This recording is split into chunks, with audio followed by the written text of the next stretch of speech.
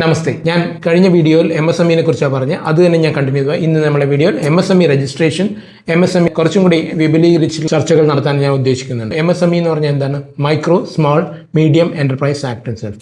ഈ MSME നമ്മൾ register ചെയ്താൽ മാത്രമേ MSME ആക്ട് പ്രകാരം നമ്മൾ അതിൻ്റെ പ്രയോജനങ്ങൾ നമുക്ക് കിട്ടത്തുള്ളൂ. MSME ആക്ട് പ്രകാരം എങ്ങനെയാണ് രജിസ്റ്റർ ചെയ്യുക?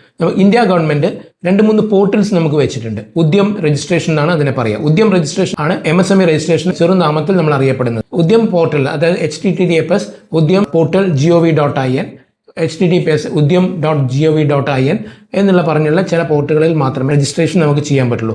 ബാക്കി പ്രൈവറ്റ് പോർട്ടലിലൊന്നും ഉദ്യം രജിസ്ട്രേഷൻ നമുക്ക് ചെയ്യാൻ പറ്റില്ല. ഉദ്യം രജിസ്ട്രേഷനാണ് MSMEക്ക് വേണ്ട ആദ്യത്തെ പ്രാരംഭ ഘട്ടം. ഉദ്യം രജിസ്ട്രേഷനിൽ ആർക്കൊക്കെ നമുക്ക് രജിസ്റ്റർ ചെയ്യാം? ഞാൻ കഴിഞ്ഞ വീഡിയോയിൽ പറഞ്ഞ മാതിരി നമുക്ക് മൈക്രോ സ്മോൾ മീഡിയം ആയിട്ടുള്ള എൻ്റർപ്രൈസ്, അതായത് ഉൽപ്പാദകർക്ക്, സർവീസ് സെക്ടറിലുള്ളവർക്ക് നമുക്ക് ചെയ്യാം. മൈക്രോ എന്ന് പറഞ്ഞാൽ ഞാൻ കഴിഞ്ഞ പ്രാവശ്യം പറഞ്ഞ മാതിരി 1 കോടി വരെ നമുക്ക് പ്ലാന്റ് ആൻഡ് മെഷീനറി ഇൻവെസ്റ്റ്മെന്റ് ഉള്ളവർ മൈക്രോ എന്ന് പറയുന്നത്. 5 കോടി വരെ ടേൺ ഓവർ ഉള്ളവരെയും നമ്മൾ മൈക്രോ എന്ന് പറഞ്ഞാൽ. ഇപ്പോൾ എൻ്റെ ഒരു ഉൽപ്പാദനശാല ആ കൊല്ലത്തെ ഞാനിപ്പം ഒരു മില്ല നടത്തുന്നത്. അപ്പം മില്ലിൽ എൻ്റെ മെഷീനറിക്ക് വേണ്ടിയിട്ട് ഞാൻ ഒരു 99 ലക്ഷം ഞാൻ ഇൻവെസ്റ്റ് ചെയ്തിട്ടുണ്ട്. എൻ്റെ ടേൺ ഓവർ ഒരു 4 കോടി 99 ലക്ഷത്തിന് ഇടയിലാണ് നിൽക്കുന്നത്. ഇത് രണ്ടിന് ഇടയിലാണ് നിൽക്കുന്നതെങ്കിൽ ഞാൻ മൈക്രോ എന്ന് പറയുന്ന ഒരു എൻ്റർപ്രൈസസിൽ വരുന്നത്. ഇപ്പോൾ എൻ്റെ സ്ഥാപനം ഒരു 10 കോടി പ്ലാന്റ് മെഷീനറി ഇൻവെസ്റ്റ്മെൻറ്റ് വലിയ ചെരുപ്പ് നിർമ്മാണശാല നടത്തുകയാണ്. എൻ്റെ അതിൻ്റെ അകത്തുള്ള പ്ലാന്റ് മെഷീനറി, ചെരുപ്പ് ഉണ്ടാക്കുന്നതും അതിൻ്റെ ബാക്കിയെല്ലാം ഫർണിച്ചറും എല്ലാം കൂടി എനിക്ക് 10 കോടി ഇൻവെസ്റ്റ്മെൻ്റ് ഉണ്ട്. എൻ്റെ ടേൺ ഓവർ ആ കൊല്ലത്തെ വരുന്നത് ഒരു 50 കോടിക്ക് താഴെ മാത്രമേ വരുന്നുള്ളൂ. അല്ലെങ്കിൽ 50 കോടിയിൽ ആ ലിമിറ്റിൽ നിൽക്കുന്നുണ്ടെങ്കിൽ ഞാനത് മീഡിയം എൻ്റർപ്രൈസസ് എന്ന രീതിയിലേക്ക് വരുന്നതായിരിക്കും. പിന്നെ അടുത്ത വരുന്നത് സ്മോൾ എൻ്റർപ്രൈസസ് എന്നാണ്. സ്മോൾ എൻ്റർപ്രൈസസ് എന്ന് പറഞ്ഞാൽ എത്രയാണ് വരുന്നത്? ടേൺ ഓവർ 250 കോടി ലിമിറ്റിൽ ടേൺ ഓവർ വരികയും 50 കോടിൻ്റെ മേലെ ഇൻവെസ്റ്റ്മെന്റ് വരുന്നത് പ്ലാന്റ് മെഷീനറി. അതിൻ്റെ വലിയ ഉൽപ്പാദനശാലയാണ് investment in plant machinery. Plant machinery എന്ന് പറഞ്ഞാൽ എല്ലാം പറഞ്ഞിരുന്നു. ഞാൻ നമ്മുടെ ഉൽപ്പാദനത്തിന് വേണ്ടി മെഷീനറികൾ, ഫർണിച്ചർ എനിക്ക് വരാം. പൊല്യൂഷൻ കൺട്രോൾ എക്യുപ്മെന്റ്സ് മാത്രമേ ഇതിനകത്ത് വരാൻ പാടില്ല. 50 കോടിക്ക് മേലെ വരുന്ന ചില സ്ഥാപനങ്ങൾ 50 കോടിയും മേലെ വരുന്നതാണെങ്കിൽ എനിക്ക് അത് സ്മോൾ എൻ്റർപ്രൈസസ് എന്ന രീതിയിൽ വരാൻ പറ്റും. മറ്റേതെല്ലാം ടേൺ ഓവർ 250 വരുന്നുണ്ടെങ്കിൽ എന്നെ മീഡിയം. സോ ഈ പറയുന്ന മൈക്രോ സ്മോൾ മീഡിയം എൻ്റർപ്രൈസസിന് കീഴിൽ വരുന്ന ഏതൊരു സ്ഥാപനത്തിനും ഉദ്യം രജിസ്ട്രേഷനിൽ നമുക്ക് രജിസ്റ്റർ ചെയ്യാൻ പറ്റും. ഇനി ഉദ്യം രജിസ്ട്രേഷൻ എങ്ങനെയാണ് നമ്മൾ രജിസ്റ്റർ ചെയ്യാം? നമുക്ക് ഉദ്യം രജിസ്ട്രേഷൻ ചെയ്യാൻ വേണ്ടി ഏറ്റവും ആദ്യം വേണ്ടത് നമുക്ക് ആധാർ കാർഡാണ് വേണ്ടത്. ഇപ്പം നമ്മളൊരു സ്വന്തമായിട്ട്, ഞാനൊരു സ്വന്തം സ്ഥാപനം നടത്തുന്ന വ്യക്തിയാണെങ്കിൽ എൻ്റെ ആധാർ കാർഡിൻ്റെ ബേസിലായിരിക്കും ഉദ്യം രജിസ്ട്രേഷൻ്റെ പ്രാരംഭ വർക്കുകൾ തുടങ്ങുക. അതേപോലെ ഒരു പാർട്ട്ണർഷിപ്പ് ഫേം ആണെങ്കിൽ, അതായത് രണ്ടുപേരും നമ്മളെ കൂട്ടുകച്ചവടം മറ്റൊക്കെ ആണെങ്കിൽ മാനേജിംഗ് പാർട്ട്ണറിൻ്റെ മേലുള്ള ആധാർ കാർഡ് വെച്ചിട്ടാണ് ചെയ്യുക. ഒരു ഹിന്ദു അൺഡിവൈഡഡ് ഫാമിലി ഇന്ത്യയിലില്ല, അങ്ങനെയാണെങ്കിൽ ആ ജോയിന്റ് ഫാമിലിയിലെ ഏറ്റവും ടോപ്പ് മോസ്റ്റ് പേഴ്സൺ, കർത്ത എന്നാണ് പറയുക, അവരുടെ ആധാർ കാർഡാണ് വേണ്ടി വരിക. കമ്പനിക്കും കോപ്പറേറ്റീവ് സൊസൈറ്റീസിനും എല്ലാം അതൊരു വ്യക്തിയല്ല, അതൊരു എൻറ്റിറ്റിയാണ്. അങ്ങനെ വരുമ്പോൾ എന്ന് വെച്ചാൽ അതിൻ്റെ മെയിൻ പേഴ്സൺ ഉണ്ടാവുമല്ലോ. ഇപ്പം കമ്പനിക്കാണെങ്കിൽ ഒരു മാനേജിംഗ് ഡയറക്ടർ ഉണ്ടാവും, ഒരു ചെയർമാൻ ഉണ്ടാവും, കോപ്പറേറ്റീവ് സൊസൈറ്റിയുടെ സെക്രട്ടറിയോ അങ്ങനെ ആരെങ്കിലും അതിൻ്റെ ഒരു പേഴ്സൺ ഉണ്ടാവും.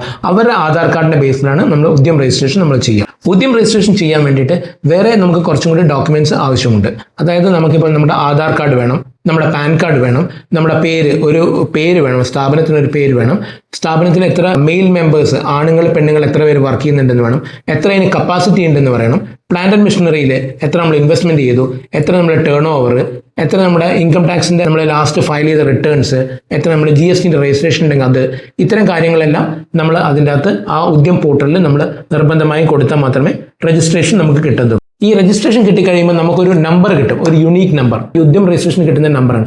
ആ നമ്പറാണ് നമ്മളുടെ ഒരു ജാതകം എന്ന് പറയുന്നത്. ഉദ്യം രജിസ്ട്രേഷനിൽ നമ്മുടെ ജാതകം എന്ന് പറയുന്നത് യുണീക്ക് നമ്പറാണ്. ആ യുണീക്ക് നമ്പർ നമുക്ക് കിട്ടാൻ വേണ്ടി നമ്മൾ ഈ പറയുന്ന ഡോക്യുമെന്റ് എല്ലാം ഉദ്യം പോർട്ടലിൽ നമ്മൾ രജിസ്റ്റർ ചെയ്യുകയും, വളരെ സിമ്പിളാണ് ചെയ്യാൻ വേണ്ടി. അത് നമുക്ക് ഉദ്യം പോർട്ടലിൽ കയറുക, ഈ പറയുന്ന ഡോക്യുമെന്റ്സ് എല്ലാം നമ്മൾ ഡീറ്റെയിൽസ് മാത്രം കൊടുത്താൽ മതി. അപ്ലോഡിങ്ങിന് അങ്ങനത്തെ ഒരു കാര്യങ്ങളൊന്നും അതിൻ്റെ അകത്ത് കാര്യമായിട്ട് വരുന്നില്ല. അപ്പോൾ അങ്ങനെ വന്നു കഴിഞ്ഞാൽ നമുക്ക് അതിൻ്റെ അകത്ത് ഒരു നമ്പർ കിട്ടും. അതാണ് ഉദ്യം രജിസ്ട്രേഷൻ നമ്പർ എന്ന് പറഞ്ഞിട്ട് വരുന്ന നമ്പർ. ഇതിൻ്റെ അകത്ത് നമുക്ക് വ്യക്തികൾക്ക് ജോയിൻ ചെയ്യാം, പാർട്ട്ണർഷിപ്പിന് ജോയിൻ ചെയ്യാം, കമ്പനിക്ക് ജോയിൻ ചെയ്യാം, കോപ്പറേറ്റീവ് സൊസൈറ്റിന് ജോയിൻ ചെയ്യാം. ഇതെല്ലാം നമുക്ക് ചെയ്യാൻ പറ്റും. ഉൽപ്പാദനശാലകൾക്കും സർവീസ് സെക്ടറിനും ചെയ്യാം. ഉൽപ്പാദനശാല എന്ന് പറഞ്ഞാൽ എന്തെങ്കിലും ഒരു സ്ഥാപനം ഉൽപ്പാദിപ്പിക്കുന്നവർ, സർവീസ് സെക്ടറിൽ ഏതും വരും. നമ്മളിപ്പോൾ സാധാരണഗതിയിൽ ഒരു വ്യാപാരം നടത്തുന്നവരാണ്, ഒരു സ്റ്റേഷനറി കട നടത്തുന്ന വ്യക്തികളെ പോലും ഇതിൽ നമുക്ക് കൊണ്ടുവരാൻ പറ്റും. മുമ്പൊക്കെ എന്ന് വെച്ചാൽ ഹോൾസെയിൽ ആൻഡ് റീറ്റെയിൽ ട്രേഡിന് നമ്മൾ സർവീസ് സെക്ടറിനെ നമ്മൾ ഇതിനകത്ത് ഒഴിവാക്കിയത് 1/7/2020 മുതൽ ഗവൺമെന്റ് എടുത്തു കളഞ്ഞു. അതായത് നമുക്ക് ഒരു വ്യാപാര സ്ഥാനം നടത്തുന്നവർക്കും അല്ലെങ്കിൽ ഒരു ഉൽപ്പാദനശാല നടത്തുന്നവർക്കും നമുക്ക് രജിസ്റ്റർ ചെയ്യാം. ഉദ്യം നമ്പറോ അല്ലെങ്കിൽ ഉദ്യം നമ്പർ ചെയ്ത് കഴിഞ്ഞാൽ ഒരു ഉദ്യം സർട്ടിഫിക്കറ്റ് നമുക്ക് ആ പോർട്ടലിൽ നിന്ന് കിട്ടും. അത് ഡൗൺലോഡ് ചെയ്ത് എടുക്കാൻ പറ്റുന്നതാണ്. അതാണ് നമ്മുടെ ഉദ്യം സർട്ടിഫിക്കറ്റ് എന്ന് പറയുന്നത്. ഈ ഉദ്യം സർട്ടിഫിക്കറ്റ് നമുക്ക് നമ്മൾ കൊല്ലങ്ങൾ റിന്യൂ ചെയ്ത് വരണം. അതായത് നമ്മൾ ഒരു കൊല്ലം കഴിഞ്ഞാൽ നമ്മളുടെ ടേൺ ഓവർ മാറുമല്ലോ, അതേപോലെ നമ്മൾ പ്ലാന്റ് ആൻഡ് മെഷീനറി മാറുമല്ലോ. അതേപോലെ നമ്മൾ അതിനകത്ത് എക്സിസ്റ്റ് ചെയ്യുന്നുണ്ട്, നമ്മൾ നിലനിൽക്കുന്നുണ്ടെന്ന് സർക്കാരിന് അറിയണം. അപ്പം നമ്മളത് എല്ലാ കൊല്ലങ്ങളും നമ്മൾ റിന്യൂ ചെയ്യണം. ഈ നമ്പർ വെച്ചിട്ടുണ്ട്, ഈ നമ്പർ നമ്മളുടെ ഇതായിരിക്കും. അതിനകത്തൊരു ഇമെയിൽ ID കൊടുക്കേണ്ടി വരും, ഒരു ഫോൺ നമ്പർ കൊടുക്കേണ്ടി വരും, ഒരു പാസ്വേഡ് ഉണ്ടാവും, ഒരു OTP നിങ്ങൾക്ക് വരും. ഇതൊക്കെയാണ് ഉദ്യം രജിസ്ട്രേഷനിൽ നമുക്ക് ചെയ്യേണ്ട കാര്യങ്ങൾ വരുന്നത്. ഉദ്യം രജിസ്ട്രേഷനിൽ ഞാൻ പറഞ്ഞു MSMEയിൽ നമുക്ക് ലിമിറ്റ് പറഞ്ഞിട്ടുണ്ട്. 10 കോടി, 50 കോടി, 250 കോടി, അങ്ങനെ ഒരു ലിമിറ്റ് പറയുന്നുണ്ട്. ഇപ്പോൾ എൻ്റെ ഒരു മൈക്രോ സ്ഥാപനമായിട്ടാണ് ഞാൻ ഇൻക്ലൂഡ് ചെയ്തത്. അപ്പോൾ എൻ്റെ മൈക്രോ സ്ഥാപനത്തിൻ്റെ ലിമിറ്റ് പിന്നെ ടേൺ ഓവർ ലിമിറ്റിന് മുകളിലോട്ട് പോവുകയാണ്. ഒരു കൊല്ലം പെട്ടെന്ന് ഇപ്പോൾ ഈ കൊല്ലം ഞാൻ മൈക്രോ ആയിട്ട് ചെയ്തു, ഞാനൊരു ഫെബ്രുവരിയൊക്കെ ആകുമ്പോൾ എനിക്ക് നല്ലൊരു സപ്ലൈ ഓർഡർ വന്നു, എൻ്റെ ടേൺ ഓവർ ലിമിറ്റ് കൂടി, അല്ലെങ്കിൽ എൻ്റെ ഇൻവെസ്റ്റ്മെൻറ്റ് പ്ലാൻ എനിക്കൊരു കൂടുതൽ ഓർഡർ വരുന്നു, അപ്പോൾ ഞാൻ ഒരു പ്ലാന്റ് മെഷീനിൽ കൂടുതൽ ഇൻവെസ്റ്റ്മെൻറ്റ് ചെയ്യേണ്ടി വന്നു. അങ്ങനെയൊക്കെ വരികയാണെങ്കിൽ നമുക്ക് അത് അടുത്ത സെക്ടറിലേക്ക് നമ്മൾ പോകും. മൈക്രോന്ന് നമ്മൾ കുറച്ചും കൂടി ഉയർച്ച പ്രൊമോഷൻ എന്നൊക്കെ പറയുന്ന മാതിരി ഒരു മീഡിയം സെക്ടറിലേക്ക് നമ്മൾ പോകും. അതേമാതിരി മീഡിയത്തിലും അതേപോലെ തന്നെ ആ ഒരു ഇതിൽ വരുമ്പോൾ നമ്മൾ അതിൻ്റെ അകത്ത് ഒരു പ്രൊമോഷൻ കിട്ടി സ്മോളിലേക്ക് നമ്മൾ പോകും. അപ്പോൾ അങ്ങനെ നമുക്ക് പോകാൻ പറ്റും. പക്ഷേ നമ്മൾ ആ കൊല്ലം ഏത് കൊല്ലമാണോ നമ്മൾ രജിസ്റ്റർ ചെയ്തത്, ആ കൊല്ലം നമ്മൾ ഏതിലാണോ നമ്മൾ രജിസ്റ്റർ ചെയ്തത്. ഇപ്പം ഞാൻ ഈ കൊല്ലം മൈക്രോയിലാണ് ഞാൻ സ്റ്റാർട്ട് ചെയ്തത് വെച്ചു. ആ മൈക്രോയിലാണെങ്കിൽ എൻ്റെ ടേൺ ഓവർ കൂടിയാലും ഇൻവെസ്റ്റ്മെൻറ്റ് കൂടിയാലും ഞാൻ ആ കൊല്ലം മൈക്രോയിൽ തന്നെ നിൽക്കുള്ളൂ.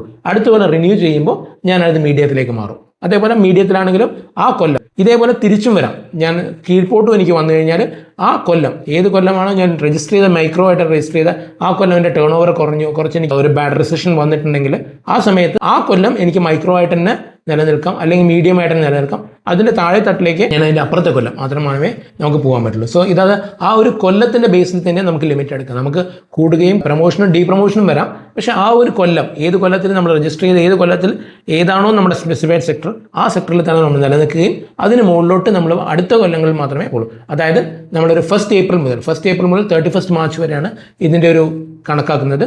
അതായത് 31 മാർച്ച് കഴിഞ്ഞാൽ അടുത്ത കൊല്ലം നമ്മൾ വീണ്ടും റിന്യൂ ചെയ്യണം.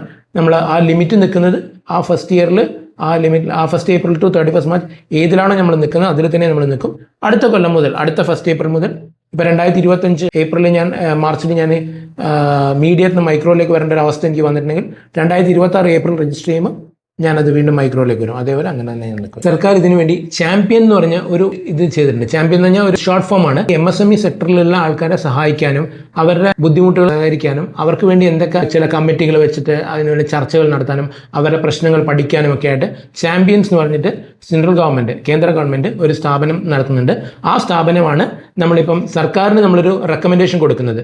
ഇങ്ങനെ 1 കോടി വെക്കാം, 10 കോടി വെക്കാം, അല്ലെങ്കിൽ ഇന്ന പ്രശ്നങ്ങൾ നമുക്ക് നമ്മുടെ സെക്ടറിന് വരുന്നുണ്ട് എന്ന് പറഞ്ഞിട്ടുള്ള വരുന്ന കാര്യങ്ങളെല്ലാം പറയുന്നത്. സോ ചാമ്പ്യൻസ് എന്ന് പറഞ്ഞാൽ അതിൻ്റെ ക്രിയേറ്റീവ് ഹാർമോണൈസേഷൻ മോഡേണൈസേഷൻ പ്രോസസ്സിംഗ് എന്ന് പറഞ്ഞ സെക്ടറാണ് വരുന്നത്.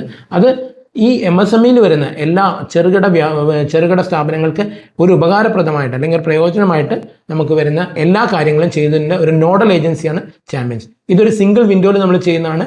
ഈ ഒരു സിംഗിൾ വിൻഡോയിൽ ഇപ്പോൾ ഞാനിപ്പം കയറി എൻ്റെ സിസ്റ്റത്തിൽ കയറി ഉദ്യം പോർട്ടലിൽ കയറി രജിസ്റ്റർ ചെയ്ത് കഴിഞ്ഞാൽ വിത്തിൻ ഒരു 10 മിനിറ്റിനുള്ളിൽ എൻ്റെ ഉദ്യം രജിസ്ട്രേഷൻ പോർട്ടലിൽ എനിക്ക് കൊണ്ടുവരാൻ പറ്റും. വലിയൊരു ബുദ്ധിമുട്ടോ കാര്യങ്ങളോ ഒന്നുമില്ല. അതിൻ്റെ അകത്ത് ഒരു ചുവപ്പ് നാടിയൊന്നും കിടക്കുന്നൊന്നുമില്ല. ഇവിടെയും പോയി നമ്മൾ നിൽക്കുകയൊന്നും വേണ്ട.